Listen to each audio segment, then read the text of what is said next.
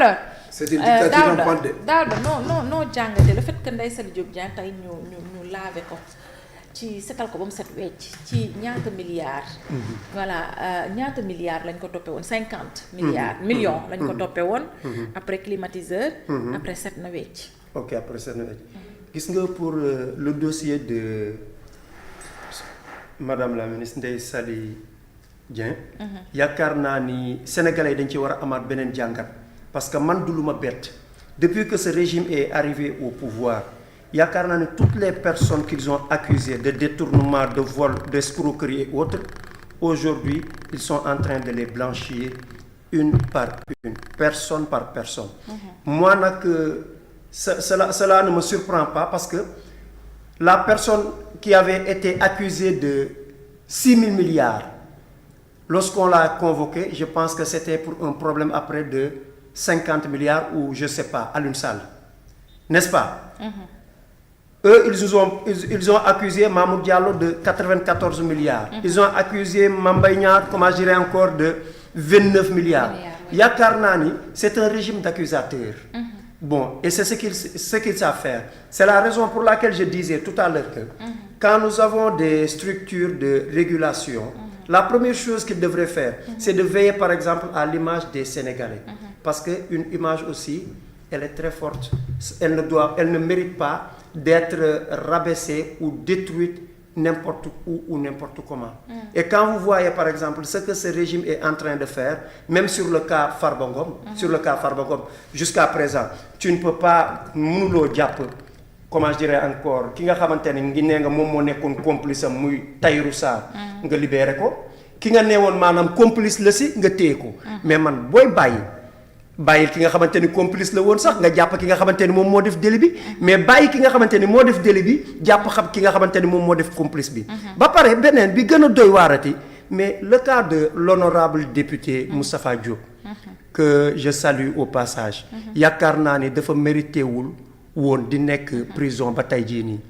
Il n'est pas seulement honorable député mais il est également maire de la ville de Louga te yaakaar naa ni askanam soxla nañ ko tey Moustapha yaakaar naa ni li mu liggéey Louga comprendre nga ak maanaam taxawaay bi mu commencé woon am ci assemblée nationale bi pour man déranger na ay nit ba nga xamante ni jéem nañu def le tout pour faagaagal ko jël ko teg ko fële qu'est-ce que ça leur apporte aujourd'hui combien de temps est-ce qu'il a fait aujourd'hui en prison raison pour laquelle ma jàpp ni soxna Ndeye Saly Dieng Diop macha allah dama koy rafetlu ba pare di ko ñaanal yàlla suñu borom mu dolli ko sutura parce que lii tamit du gàcce parce que ñu tëj la kaso ñépp ne da ngaa jël ñu toog tey laver la avec tous les honneurs ba nga set pour man kooku ndam la kooku mérité nañu koy feetu mérité na maanaam mu koy tiitaroo itam raison pour laquelle wax dëgg yàlla war nañu bàyyi yooyu des accusations gratuites des accusations infondées te nag ñoom li ñu def mi ngi ni dégg parce que fii la seen ministre taxaw grand théâtre ni carrément xaalisu ministère de la famille moom moo ko jël détourné ko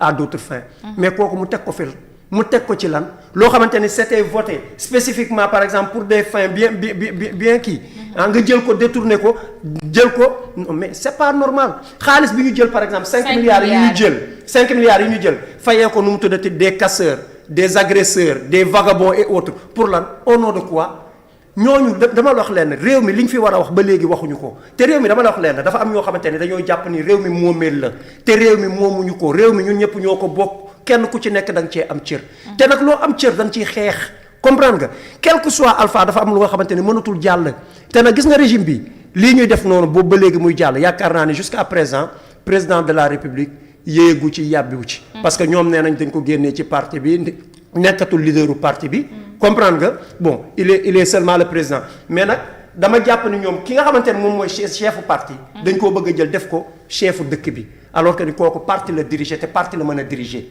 mais mënul diriger réew mi ah il est le premier ministre. Il est le premier ministre, il est le chef du gouvernement, il est le chef de l'administration sénégalaise. Il a fait plus de 2 ans à la tête du pays. Koo xamante ne maanaam li fi Macky Sall bàyyi mënu leen ko peinture il n'a rien foutu dans ce pays non sérieusement neexul ba neexul man parfois dama daan wax par moment nañ ko dàq nañ ko fi jëlee mais léegi non bu ko kenn dàq le président bis bu ko naroon dàq tey dinaa ko ne carrément bàyyi ko fi boo amatul loo ko fayee man dinaa wër di ket ak suñuy mouvement le mouvement ak ndaw ñi Sénégal suñu yitee dinañ wër ket ba am xaalis bu bëri ñu ñëw indil la ko jox la ko nga am loo koy fayee ba keroog 5 ans yi di mat parce que là il est en train de souffrir là où il est. xam nga lu amul lu gën a metti ñu jox la pouvoir avec tout ce qu'il faut en main. nga toog yore ko te mënoo doxal dara amul lu gën a metti loolu ma jàpp ne nag punition la na continuer bàyyi ko ci siège boobu noonu. punition boobu baax na ci moom. très bien merci beaucoup Daouda Samba Ndeye Saly Diop Dieng blanchi noo ko jàngatee. waaw man na xam nga lii moom nekkul lu ma bett te loolu yàgg naa di ci wax donc tey ñoom suñ ñëwee ne dañuy. te peut-être ñu blanchir waa ja ca Ndar de. non xam nga en réalité. Magu Marème Faye. li ci amoon manipulation la woon ay yàq dara loolu fa mës a am Pastef moo lay accuser sans preuve loolu tax même CNRM bi il faut que ñu wax ak seen premier ministre mënu di utiliser réseaux sociaux yi.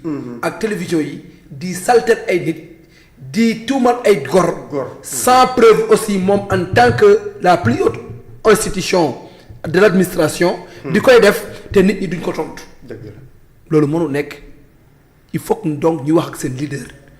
mu arrêté d'une part di attaquer nit ñi di leen di sosal di leen di waxal loo xamante ne preuve soo leen ko laajee duñ ko indi ak képp koo xamante ci gouvernement bi la bokk.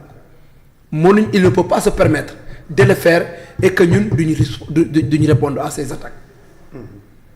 loolu il faut que ça soit clair li am nag Ndeye Saly Dieng Sophie Gladima Ismaïla Madior Fall Moustapha Diop Farba Ngom Lat Diop ñoom ñëpp accusation yi ñu doon defoon yëpp. dara amu ci.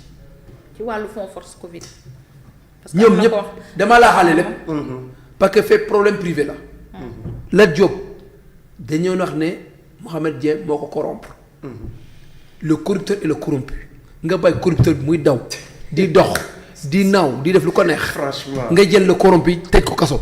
te man ba tey gëw ma ne corruption am na man gëw ma ko man ñu jóge foofu noonu Ismaïla Madior Fall nee na nit daf ko indi xaalis mu ne ko delloo na la ko gracieusement kooku loo koy toppee Fatima su ma lay may 100 000 nga ne ma delloo na la ko gracieusement. ma nekk ministre bi nga xamante ne dañ ma teg wàllu justice ah non doo génn bureau ba te wootewu ma.